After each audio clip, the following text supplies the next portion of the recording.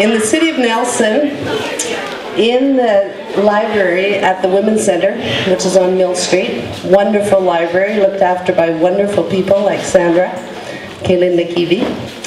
In that library, there's a book. I wish I didn't have to do this. Pull it out. And I don't want to pull it out. Oh, there we go. There's a book, and it's called Women, Sex, and Addictions. And in that book, there's a chapter that I think is a gem. And I have given that chapter to many people. Now, most people, when you give them a chapter on codependent sobriety, they don't really like it very much. They go, well, you know, I don't really need this. I say, well, don't take it personally. We were born into a society where it's just how it is. Anyway, so there's, I'm going to try and zip through this quite quickly. And so it starts out guidelines for codependent sobriety. Number 1, be willing to know what you know. Been there, done that, know that. Learn to listen inside. Ignore the rattling of your mind, it says, and gently ask yourself, what do I feel? What do I think? What do I really want? What's true for me? What's my opinion? Then it's just to breathe, stay quiet, and let the answers and feelings come to the surface. The next one I really like. Ask no advice. Think no advice. Give no advice. Don't make fix-it statements. Let yourself have a good gripe session. Stomp around and complain about everything you don't like in your life. Stop telling stories that could be titled, what he did or what she did to me. There's a little story from Daughters of Copper Woman, and Cameron writes about American Indian women's circles. It says, a woman would come to the circle as often as needed, but the circle wasn't there to encourage a woman to only talk about her problems. It was expected that besides just talking, you do something about it. The first 3 times she came with the same story, the women would listen and try to help. But if you showed up a 4th time, and it was the same old tired thing, the others in the circle would just get up and move to reform the circle somewhere else. They didn't say the problem wasn't important, they just said by moving that it was your problem, and it was time you did something about it. You'd taken up all the time in other people's lives that was going to be given to you, and it was time to stop talking and do something. So it goes on, stop giving reasons for everything you do. Stop making excuses for others or rationalizing situations. Take your emotional temperature after visiting various people in your life. I feel when I spend time with, and list the lightness score along with feelings, so 10 to 1, 2 minutes left. Learn to talk and when not to talk. Don't give gifts you can't afford. Change the question, will they like me, to will I like them? I hope we get to the part about sexuality here, it gets better. Pay attention to behavior, not to words. Learn to keep your energy inside. Learn to walk through fear. Accept that being human is messy. Stomach aches usually signify anger. Protect yourself. Oh good, we do get together. And become powerful rather than righteous and superior to others. Now, regarding sexuality, stop faking orgasms.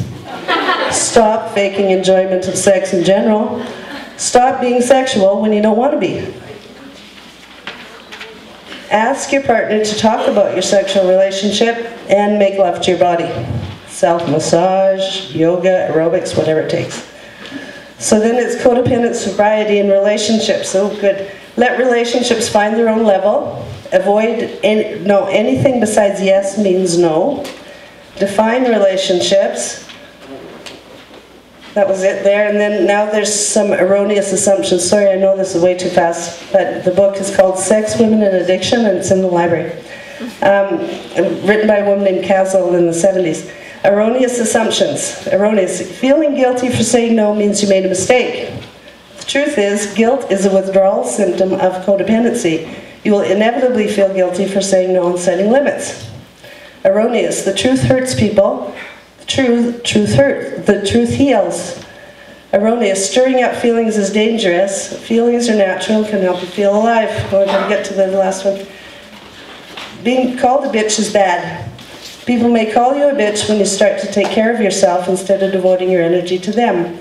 When women become powerful, they step outside their assigned cultural role, and society may attempt to put them back in the role by accusing them of being pushy, selfish, self-centered, a dyke, or bitchy.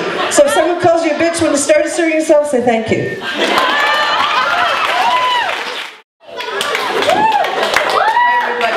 Fantastic night. This is just so lovely.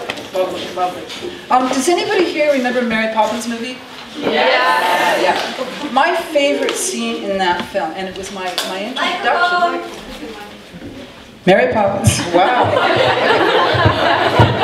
My favorite scene in Mary Poppins was when Mrs. Banks. Now, everybody remember Mrs. Banks? She was the mother of somebody's waving.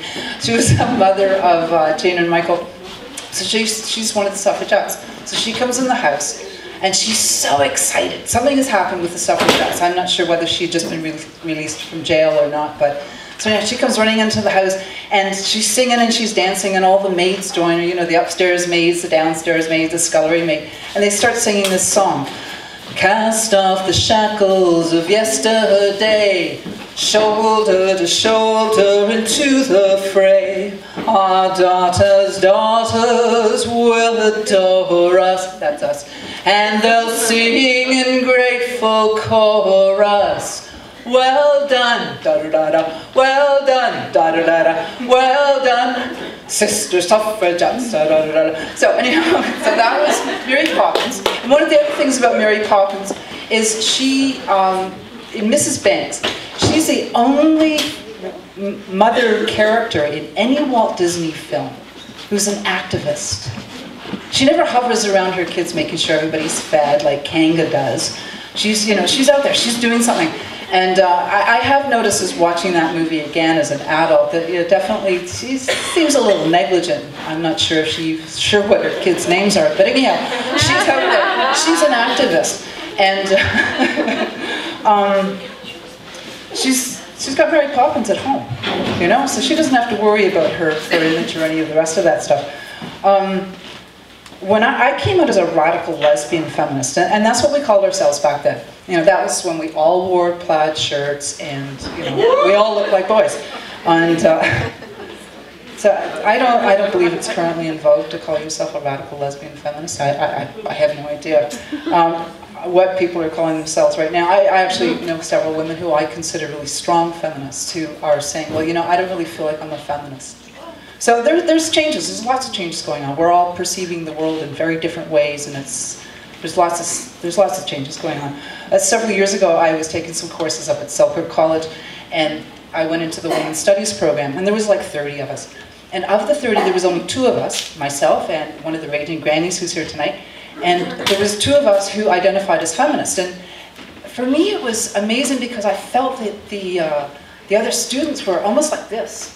With feminism, they were afraid, and so the instructor, she put up she wanted to give us some information about feminism.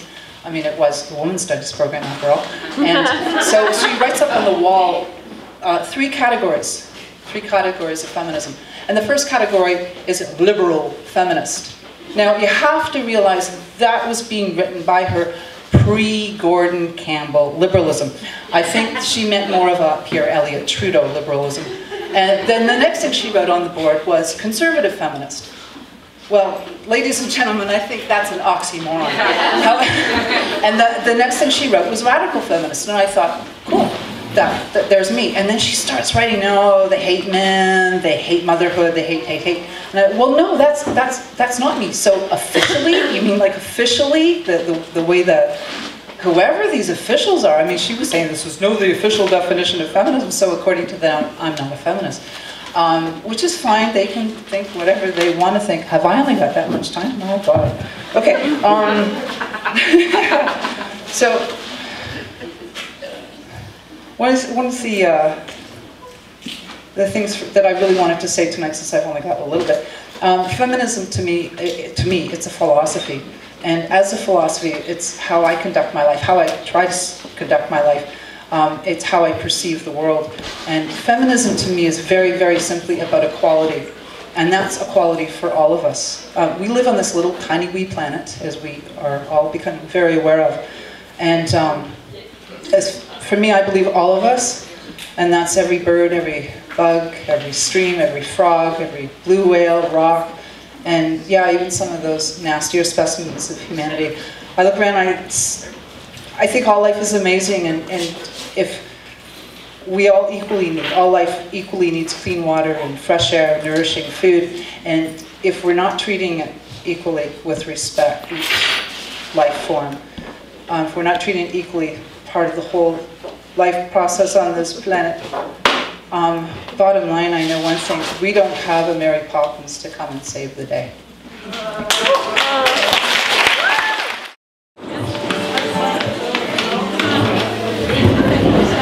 Good evening, women.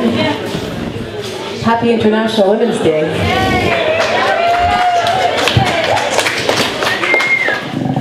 There should be more than one, though.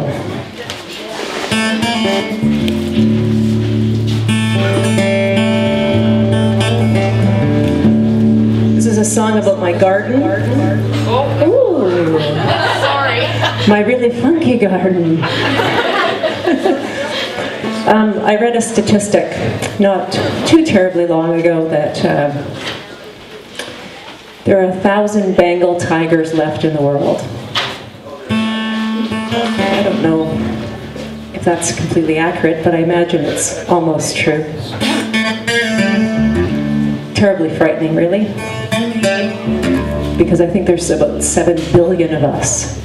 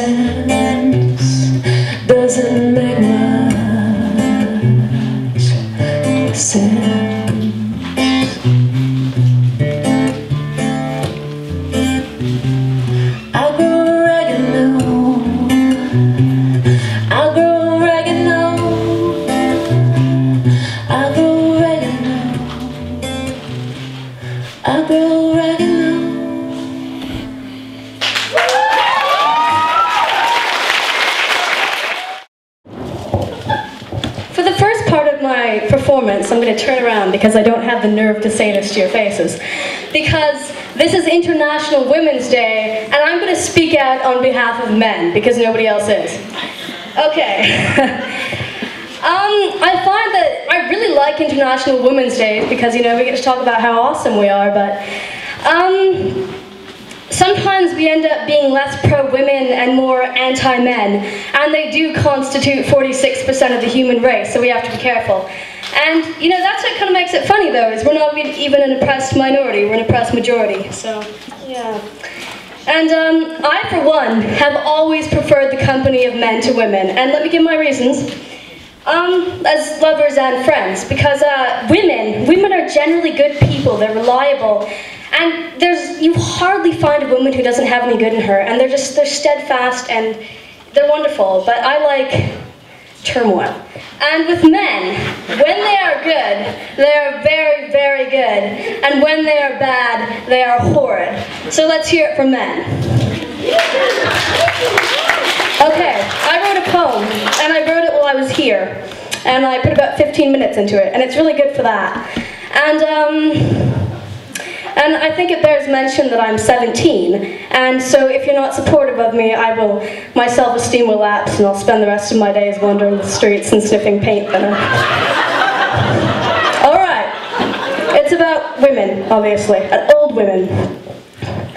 Her eyes, having witnessed Mother Nature's 70 years running extreme makeover cameo, being fucked over by Civilization Edition, having seen the world, reflect the world, and the world within, a world that beckons, her pupils as black holes, exuding a complex gravitational field that pulls the surrounding skin into intricate landscape formations upon the plane of her face, which we, trite and ridiculous as we are, have dubbed crow's feet, and on which she, youth-starved and just plain bored, rubs outrageously expensive and completely ineffectual drugstore creams in a doomed attempt to dispel the onset of the regal and wizened beauty which only time can bestow.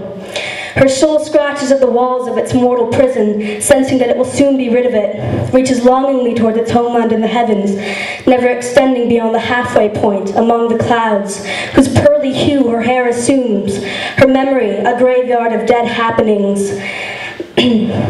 Under the weight of the world, her breasts sag.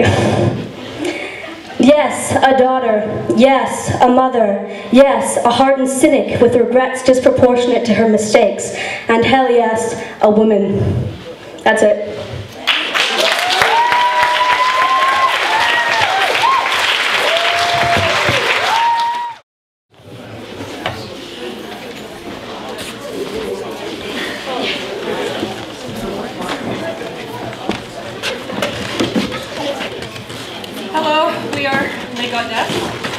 Most of the room is filled with lay goddesses and male honorable goddesses. We took a song that you've all heard, and it's been used in a different context with more of an angry, aggressive sentiment. And Deb here has reworked it so that it reflects more on the goddess, upon lightness, and just a positive energy. The way to change the world is to change it through positive and love and goddess energy, as opposed to anger and scathing and blame. And so we've made it our own, and feel free to sing the chorus if you like. All right.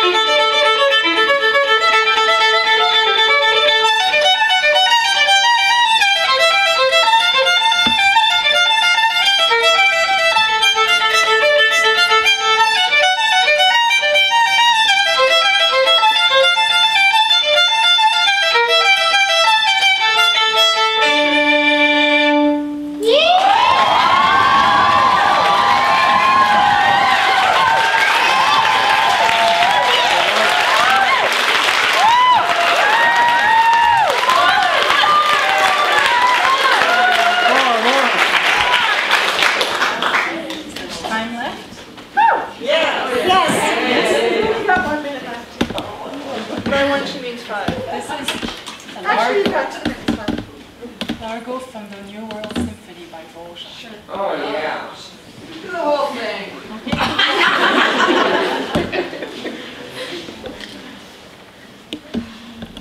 Reminds me of, I can't remember the name of this movie, but it was like in a concentration camp. They were all women and they formed a choir and they were humming classical music. And that's one of the pieces that they hummed. So it was amazing. Okay.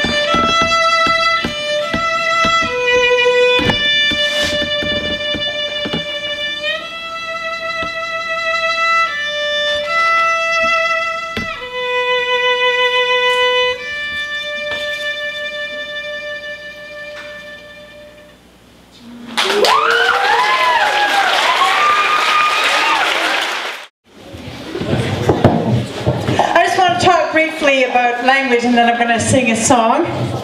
So first of all, I want to say that I studied French all through high school, and then I took it again a little bit in university. And also I'll say I'm a singer and a songwriter. So I've been thinking over the many years that I really would like to write a song in French. And so I have done that now, and that's what I'm going to sing for you tonight. And I'm really happy that we have French in our country and that it's one of our many other languages. And I want to mention briefly too that I work in the East Kootenays. One part of my work, I'm a psychologist, and I work with Native people who have been residential school survivors. And because of that, I've learned a little bit about the Tnuka language, which is the language of all the East Kootenay people. And you know, they don't have a word in their language for hate. And that was really interesting for me to learn. And that's really all I have to say about that, but that sort of relates to my song. And because this is a work in progress, every time I take this song out to sing it, I change the words. So as a result of all that, I'm going to put my glasses on and I'm going to get out my words so that I can know what they are.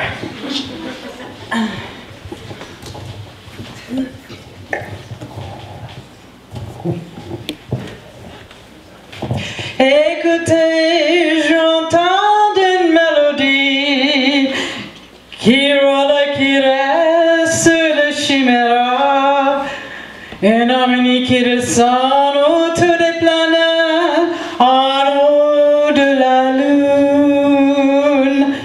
Il y aura un jour quand tout le monde ne pourra plus combattre la force de l'amour. Et je me sens en joie déterminée par les chansons des oiseaux, les mots des amoureux, les rires des enfants, les danses des animaux. Il y aura un jour quand tout le monde ne pourra plus combattre la force de l'amour. Les espoirs des enfants vivent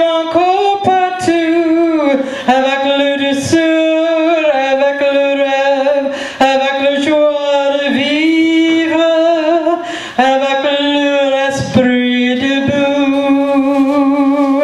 Il y aura un jour quand tout le monde ne pourra plus combattre la force de l'amour, les mémoires des arbres, la certitude des montagnes, la détermination des œufs, le grand désir de ce planète, la prédiction de nos ancêtres. Il y aura un jour quand tout le monde ne pourra plus combattre, ne pourra plus combattre la force de l'amour.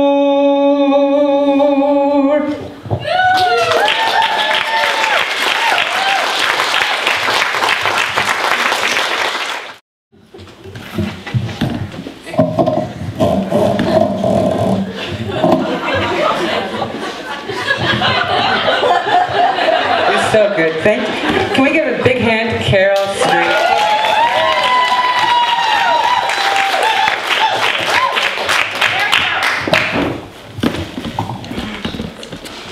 I think that's pretty good.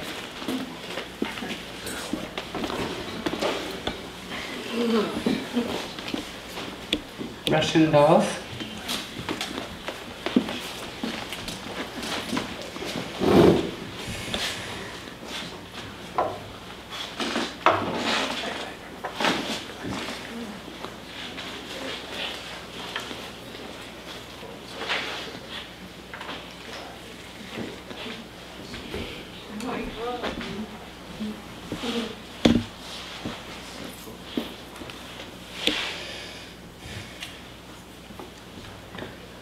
If a woman has sex, it is possible she can get pregnant.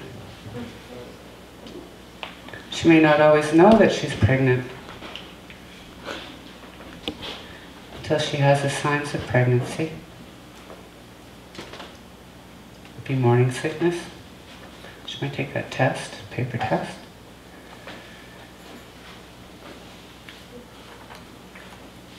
There'll come a point where she'll have to make some decisions.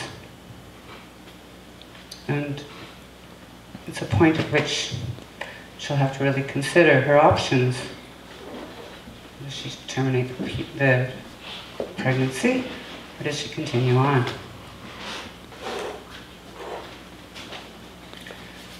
She might consult with some of her friends.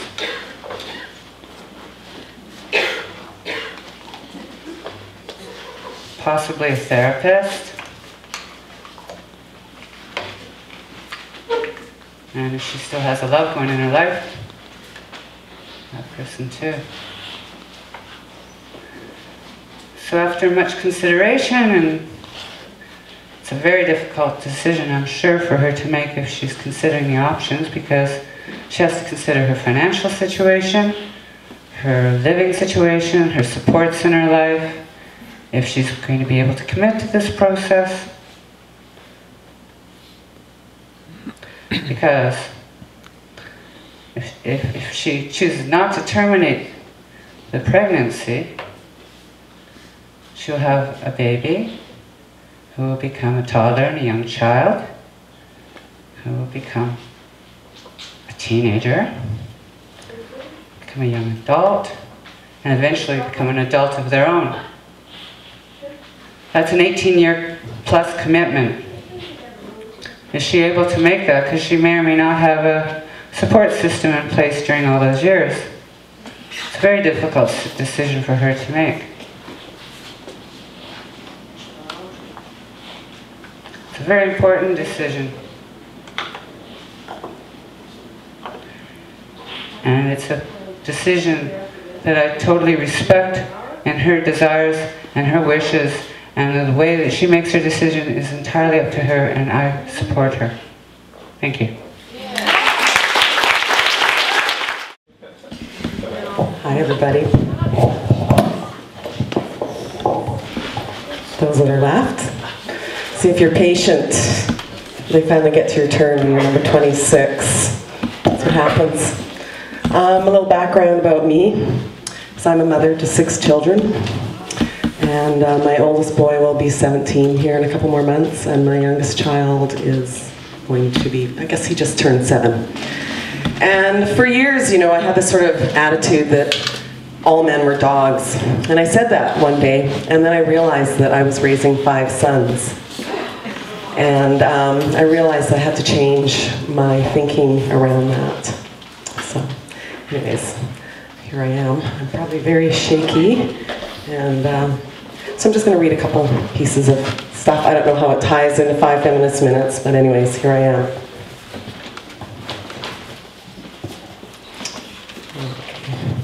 Oh, I could use a podium.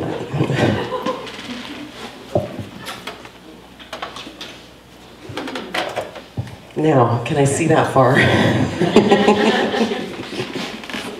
Hi, Carol. Hi. I feel bad messing up your mic. Okay, rely on change. When changes occur, they can produce pain, suffering, unhappiness, many things, or disappointment. The cause of suffering is attachment and craving, both desire to have, wanting, and desire not to have, aversion. Desire for sense pleasure, yearning. Desire to become somebody. Desire to get rid of anything. The end of suffering is non-attachment, letting go. So I just thought I'd read that to you. Those who wait. Wow, I'm really, really shaky. Yeah, okay. The light, oh dear. Is that gal who's got that little podium, that violinist? Still have that? Might be able to borrow that so that I can use my hand to wave around. I'm the last person, so if they pull me off for using up my 5 minutes before I read my poem, I guess that's the chance I take. Oh, thank you. You know, I've had this cold that's been going around, and I've had the most intense sinus pressure in my head. It feels like my eyes are popping out of my head. Oh, there we go. See, look at that. There we are. Thank you. Thanks. Those who wait. The light acts through each of us, your body, my shadow. And we become lost, nothing more than body shadows. It makes me want to weep. And I wonder if eternity has a way of bringing things like this around, like so many seasons. Let the pain of my heart, my very rib cage, let it disappear. I say this over, mantra of lost soul. I wait for the voice of God to spill from my mouth, but it never does. The words spin endless, mindless. The snow falls thick, heavy with rain. Icicles melt from the rain gutters. Trees bend to the ground. Yes, dark winter night, falsely lit. I imagine snow guides me through a black forest, all those places I've been. I still dream California in January, but only on days the sky is clear blue, the layer of snow in my yard pristine, only on those days. No, it's no punk rock flophouse with corners and rooms to curl up in, late night highs, sitting in circles, the litter of our lives piled around us, like so many filled ashtrays and empty bottles. We were not knowing, not ever knowing what the outcome of it could be and would be, who dies, who lives. I still hold high hope I lived. So you, lost one, reflection of everything I never wanted to be, yin yang, the pain is the same for both. And I'll never get past it, the yearning, the hope, the time I spoke to you in dreams. I remember that you answered, put your hand to my face, stroked my cheek ever so softly, and I said, I hear you, as you faded into the bed, until all that was left were blankets twisted in knots, and the feeling as if your hand was still touching me. It hasn't gone away. I still feel it. The pain never passes. And I wonder if this is my soul journey, how your words haunt me as I wait. Thank you.